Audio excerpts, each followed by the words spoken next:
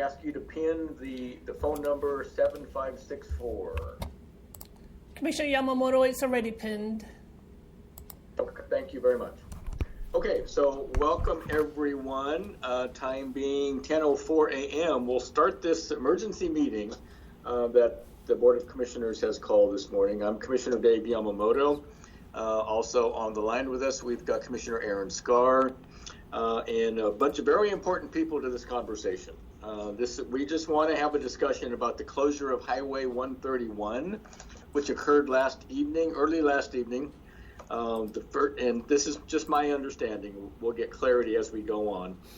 It's my understanding that at first ODOT was going to flag that road for people, but the culvert continued to fail quickly, so they just closed Highway 131 last evening. The current detour route is over Cape Lookout to Sand Lake Road and connecting into 101. That's a 20-plus mile detour, which I know is problematical. We're going to have that discussion this morning. We have the members of the Fire Defense Board. We've got Chris Lady with our own Public Works Department. We have Dan Weber from ODOT. We should have the sheriff online shortly. We're hoping to have someone on from OSP. I see Eric Swanson here representing the ambulance service and many others. I don't want to go to all of the people that we should have on the line. One other I do want to mention, and I want to thank Nan Devlin for being with us today. Nan, we're going to be asking you for appropriate messaging to go out to the public. And I'm going to appreciate everything you're doing there very much. Okay, so, welcome. Yeah. Thank you. So I do want to mention to everyone, especially those of you on the phone, if you're calling in, except for the for Dan Weber, we're going to ask you to please be muted. You are going to be in listen-only mode. Those of you that have the virtual link to our Teams meeting, you are invited because you're important to this conversation. So again, I'm Commissioner Dave Yamamoto. I think I'm going to turn this over first and foremost to Chris Lady and to Dan Weber to have a conversation about the current situation that we have with the culvert failure. So Chris and Dan, I'll turn it over to you. So I'll start off. I think, Dan, you need to press *6 in order to speak. Thank you. Yes. There we go. I think, Dan, probably if you want to bring us up to some history and how we got to here, and then when we start getting into yours and mine and Mark Buffington's conversation about ACLOT, I think I can certainly chime in at that point. But maybe some history of how we got to where we're at would be beneficial. Yeah, we noticed that a sink on the center line approximately 3 weeks ago, I believe, and we paved it, and within a week it sank again, and then we paved it Wednesday, and then yesterday at noon it had dropped about 2 or 3 inches. And I went back out at 3 o'clock and it had dropped another 2 or 3 inches, and so we decided to flag one-way traffic. So I hired Angels to flag one-way traffic around it. And once Angels got there, within an hour, we had an 8-foot wide, 20-foot deep hole in the center of the road, and so we had to close it. There's a culvert there that's a 24-inch culvert, and it's 30 feet deep in the fill. So when this was going on, certainly I sent out that press release to quite a few people, and then we posted it on our Facebook page to help get the information out. So this is because we have a lot of the direct contacts here. We felt we might actually do a better job in getting the information out to the locals. And on top of that, we did reach out to the lengthy email list for Oceanside Incorporators so that they could share that information with their people as well. That's the people that live there, that they have people that are coming for the weekend. So moving up to this point, we knew that there was going to be some work that was going to be taking place with this. It really accelerated yesterday afternoon really fast. Dan's boss, out of Astoria, came down and looked at the couple different sites. Dan's he's the maintenance manager here in Tillamook. I don't know what your actual title is, Dan. I apologize. Mark Buffington's the maintenance manager. Is that it? Maintenance manager. Yep. Perfect. And Mark Buffington maintains the field crews for Clatsop County, Tillamook County, and parts of Columbia County, I believe. So, pretty much in the Northwest. Very familiar with this type of environment. Knew something was going to be coming down the pipe. Mark had come down and looked at a couple viable alternative options. He and I did, and Dan did chat about ECLOP. The concern with ECLOP, and which is causing a lot of the ire right now, is it makes perfect sense when you think it's a county road. We'll just move all the traffic onto the county road and bypass it. The problem with that is ECLOP is not your typical county road. And if I could share my screen really quick, that'd be very beneficial, I think, for this conversation.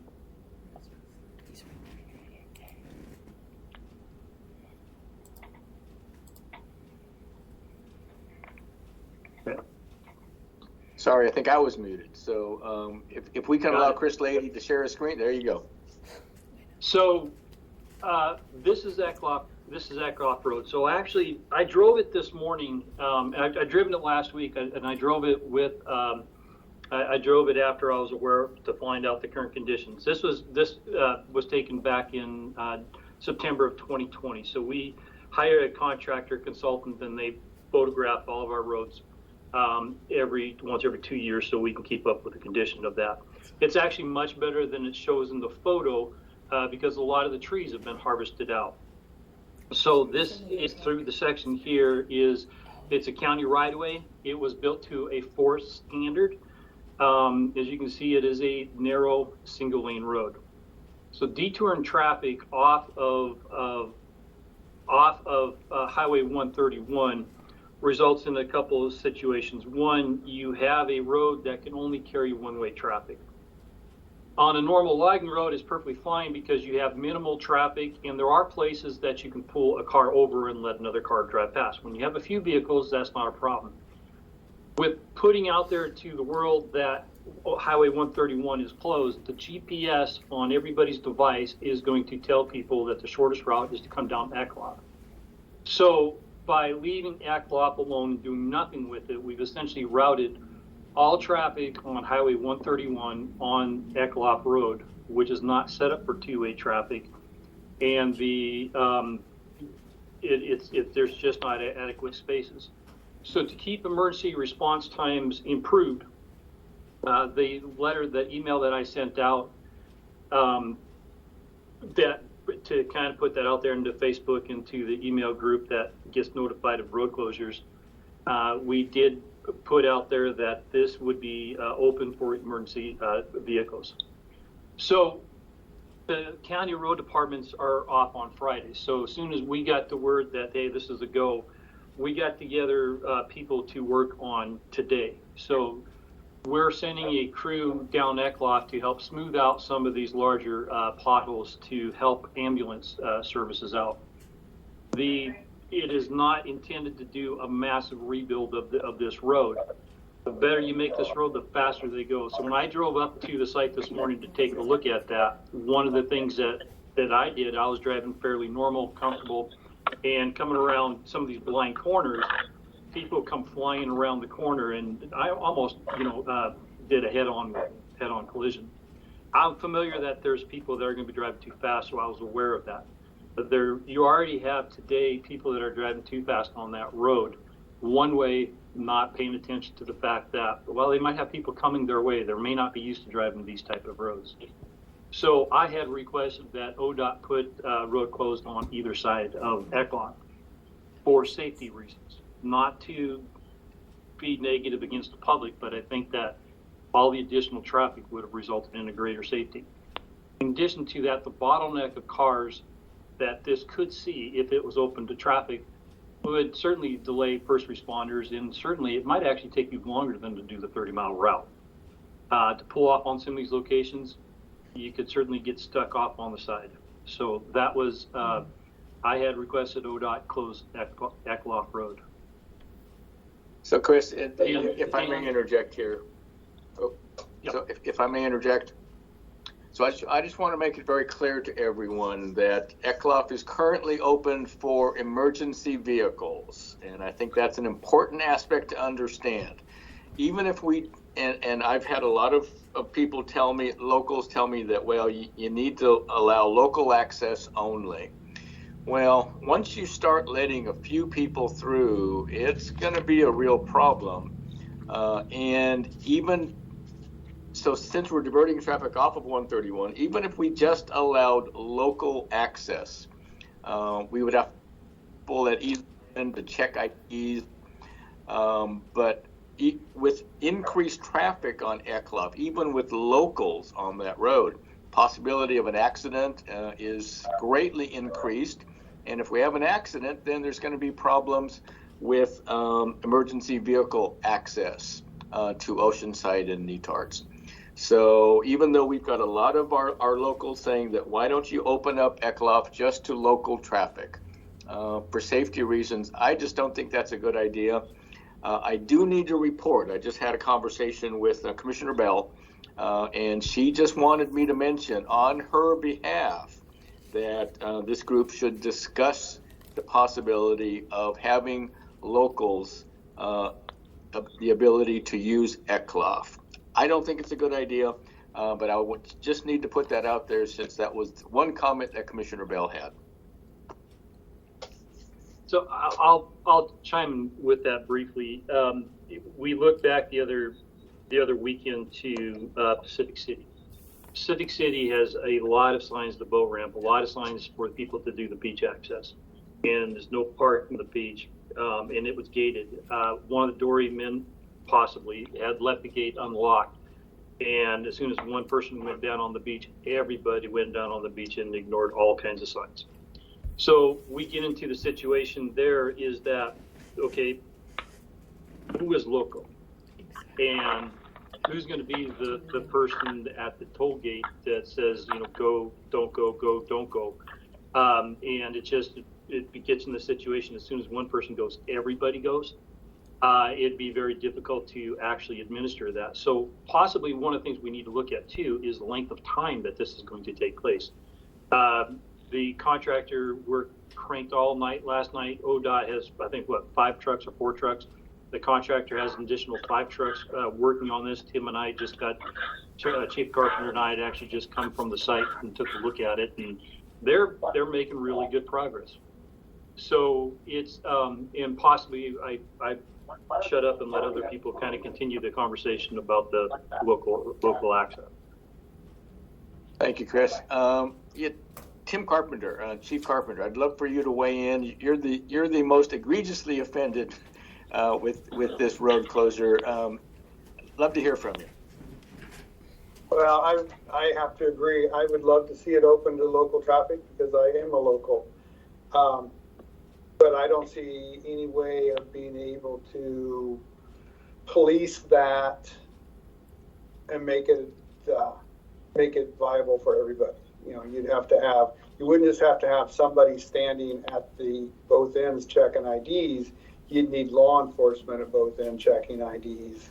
Yeah. Because I was watching people last night ignore the flaggers, drive over their cones to get up to Eckloff Road instead of having to use Whiskey Creek. As my vehicle was parked there, I witnessed 2 of them. Both rigs had Washington license plates.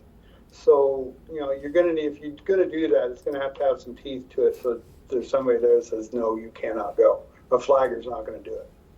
I think it'd just be a real safety hazard opening that road to even local traffic, because local traffic is a lot of traffic. And as Chris showed in his video there, it's a narrow road, and if you're not used to driving that type of road, you can get off to the side real easy. So just for the sake of assuring as best we can a fast, safe, viable way for emergency vehicles, especially ambulances, to get in and out of Netarts and Oceanside, I think it should be left the way it is. Thank you, Chief. I appreciate that. And so I see Commissioner Scar has her hand raised. Aaron? Yeah, thank you. I just want to weigh in, and I want to share the sentiments of keeping it closed other than to emergency traffic.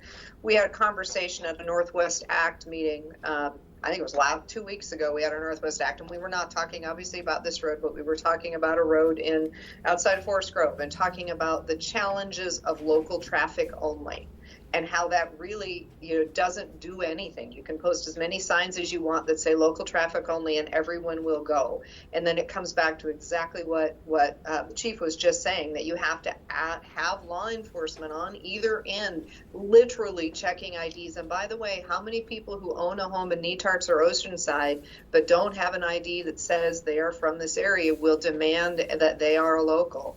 The ability to enforce that, it's just not something that we have at this time, and it doesn't make sense to me.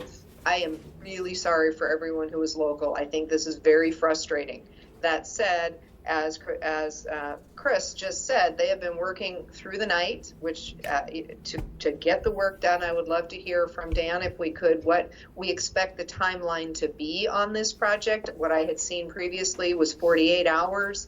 And that was, I know, a hopeful timeline, but I think that's one of the key pieces that drives the need for solution is, are we talking about a weeks-long project that really does need some other solution, or are we talking about a 48 to 50, 6-hour, 60-hour project that, while it is an inconvenience for people, is not going to be really require an alternative solution? Thank you. Thank you, Commissioner. And to Dan, I just got a note from our staff here. They have muted you. Your line was a little noisy. So please, if you want to interject at any time, please just press *6, and that will unmute you. And we'd love to hear from you again.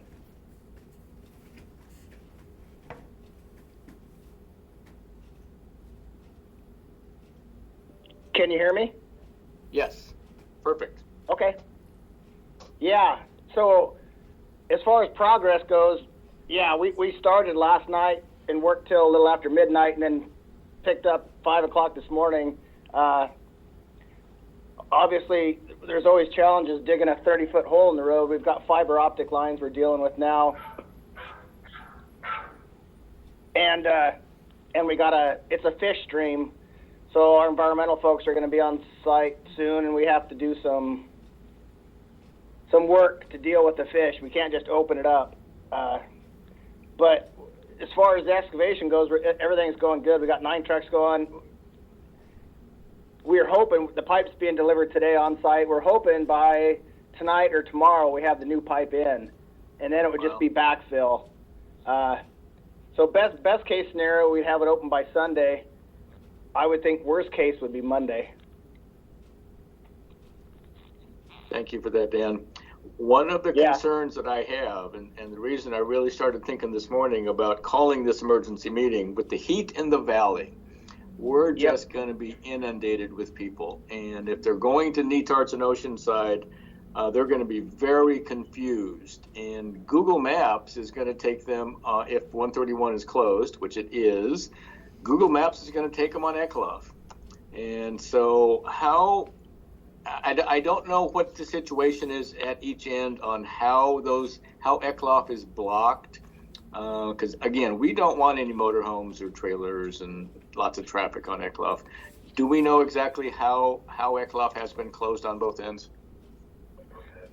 We just have road closed signs on each end, and there's still room for traffic to get around in case, for emergency vehicles. Okay. But as far as traffic coming from Tillamook towards Netarts, we have them detoured right now onto Fraser Road. And then we've got a detour sign that sends them on Tillamook River Road out to 101 and then down to Sand Lake Road. So there are signs that take them all the way to Sand Lake. Right at the intersection of Eckloff and to go right to the dump or left to go back to 101, there is an arrow that points them left towards 101. So if Okay. they follow the actual detour signs, it does take them out to 101. Okay. Commissioner Stark. Can we start that detour on on Highway 6 and on Highway 101 right in the middle of Tillamook so they never even get out that way? Because they need to just go south on 101.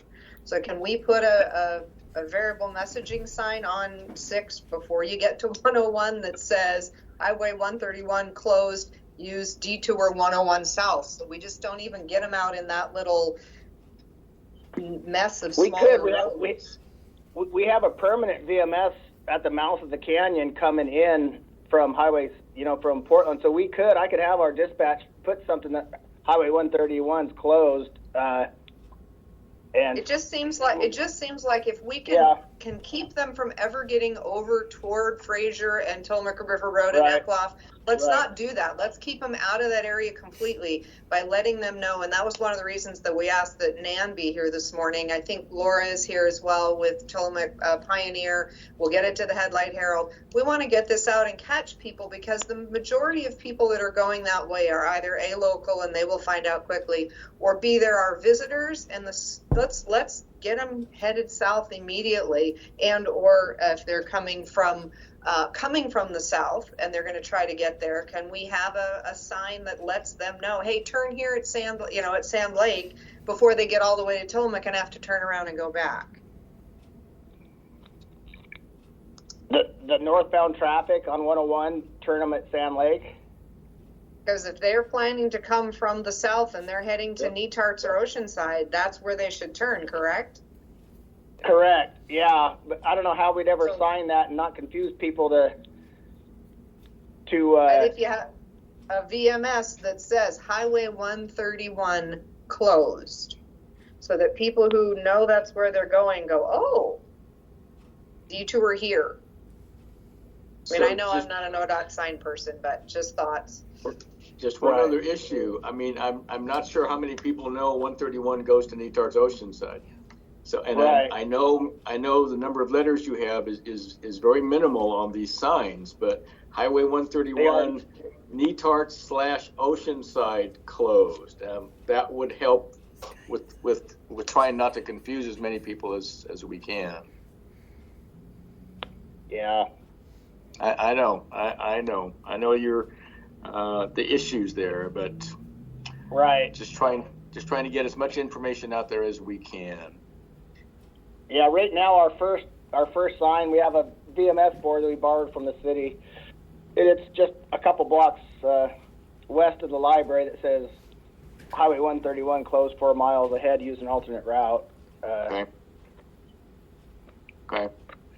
But I can easily put one on Highway 6 on that permanent one, because you can put pretty long messages on those permanent boards.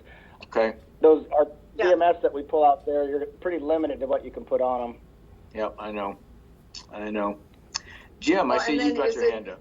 Oh, Trip Go ahead, check Erin. too, right? Oh, it's on Trip Check, I believe, as well. So hopefully some people It out there is, will it look is. at Trip Yep. Check.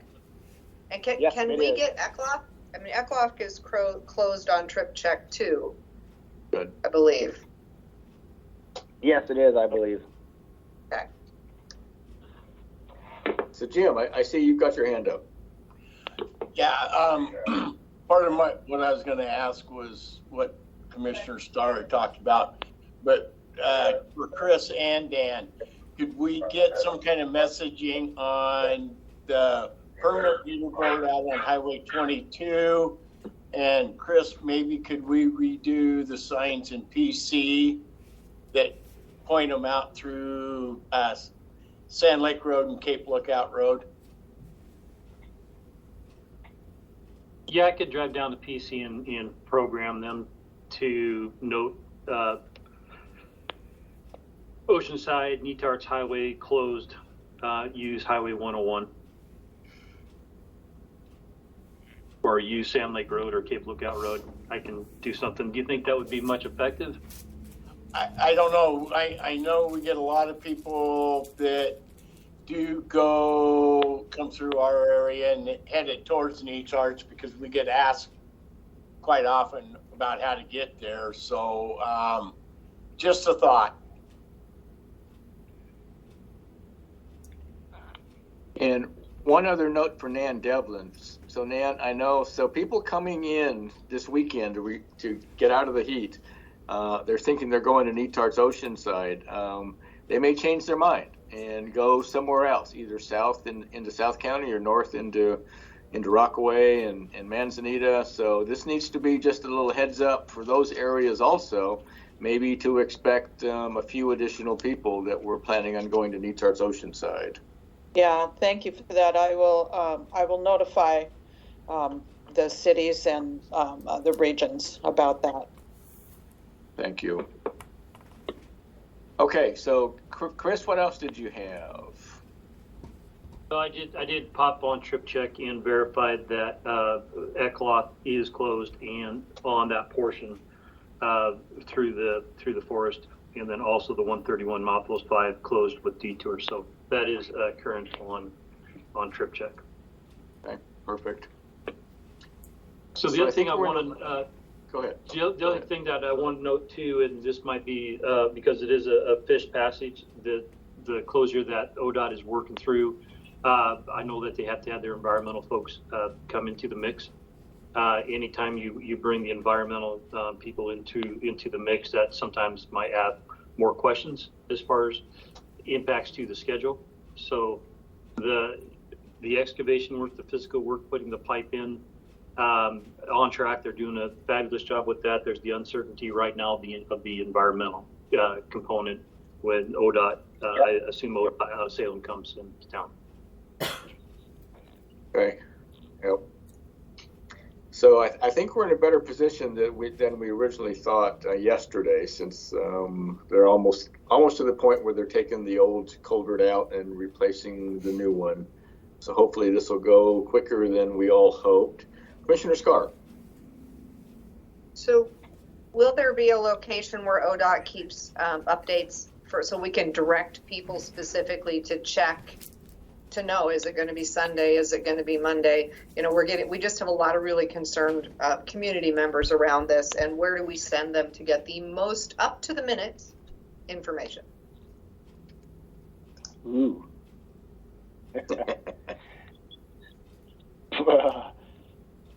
I would have the most. I'm going to be on site mostly the whole time, so it would probably be me, where I could provide that information and get it out. I'm not sure.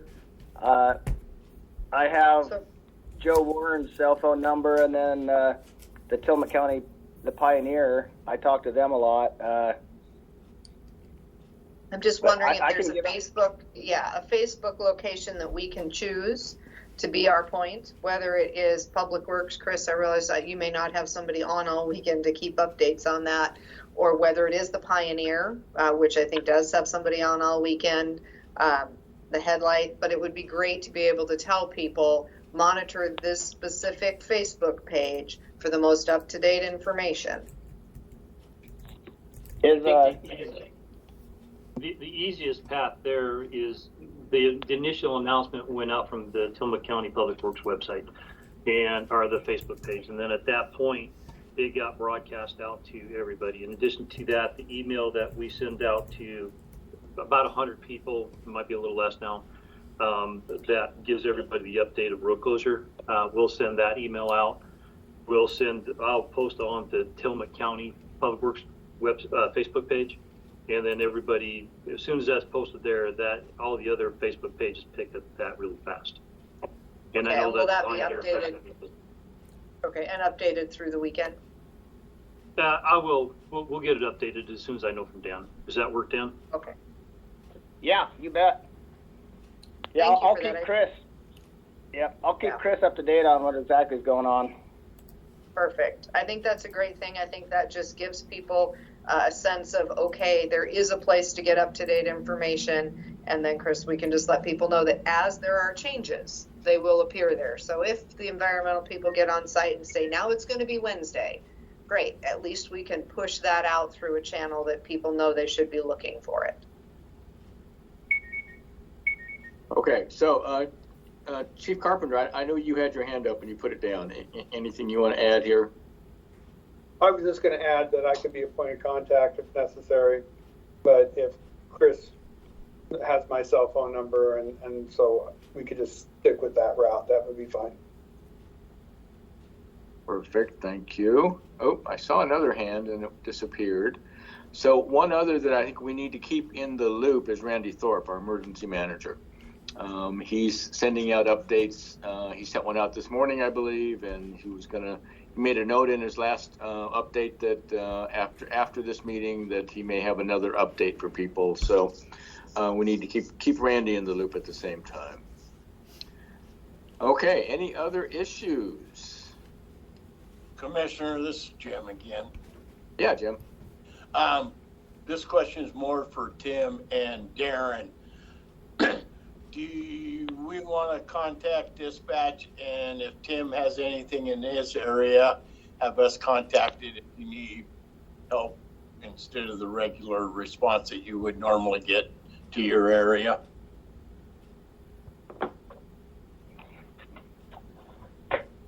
I would be fine with that. I could say any mutual aid requests from us, I probably won't be able to send or be very limited to be able to send, such as to Tillamook. But I would be fine if we could talk to dispatch and see if they can at least notify you guys we got something going on. Give everybody a little bit more time.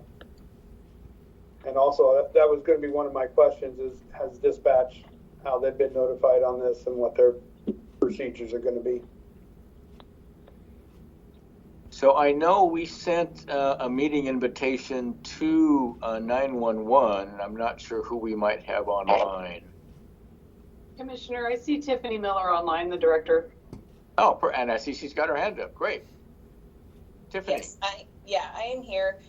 So Thank we have you. the information, and if Tim and Darren and Jim want to contact me offline, we can make arrangements as to what we want to change up for this weekend.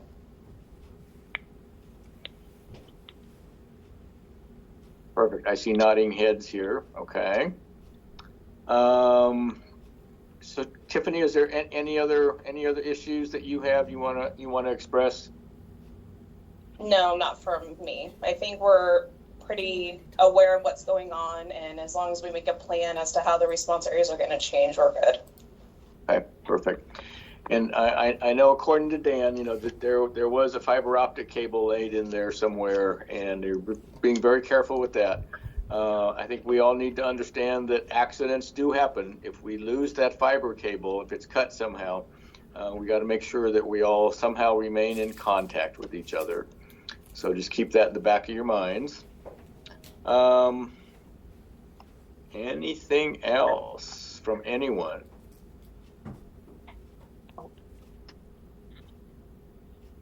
Chris?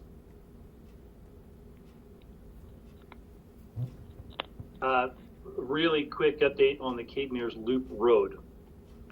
So it kind of, I don't get on Facebook that awful much, but when I do, and I was watching the correspondence, it does not appear that a lot of people are actually aware that the Cape Mears Loop Road is currently under construction. And that the Cape Mears, the old road that connected Cape Mears to Oceanside that went over the top of the Cape had, it'd been closed for quite a long time due to slide. A new road is being constructed. Federal Highway is managing that. Total project cost, we're looking $22 million. They're very actively working that right now. A lot of heavy equipment, trucks, moving through that. That is scheduled to be opened in October of 2023, not this summer, next summer. So retaining walls are just starting to be moved up to the site, all separate pieces. But if you look out there, that would have provided an alternate route out of Oceanside and Neatards. They were only about a year or so behind, or not behind, but give it another 2 years and that road will be perfectly viable. Thank you for that. So Nan or whoever, so I know the communities of Neatards and Oceanside are going to be the most greatly affected. I know Oceanside in particular has a terrific email system. So I think we want to make sure that Jerry Keene and company out of Oceanside have all the appropriate information. They can send another email blast out. I see we've got Jane Scott and Melissa Yank on the phone also, so I think they maybe are able to maybe contact people in NETARDS. Chief Carpenter, go ahead. Yeah, I just wanted to add to what Chris just said. Last time I had a crew take a truck over the existing Cape Mears Loop Road. We check it occasionally to make sure, see if it's still passable. They said anything more than a 4-wheel drive pickup wasn't going to make it. So that even for flagging or pilot car type traffic or something like that, that road is totally off. And I would be concerned about 4-wheelers too, as far as high centering. Yeah. So if you have a 4-wheel drive, don't go across that road. It is not open. Yep.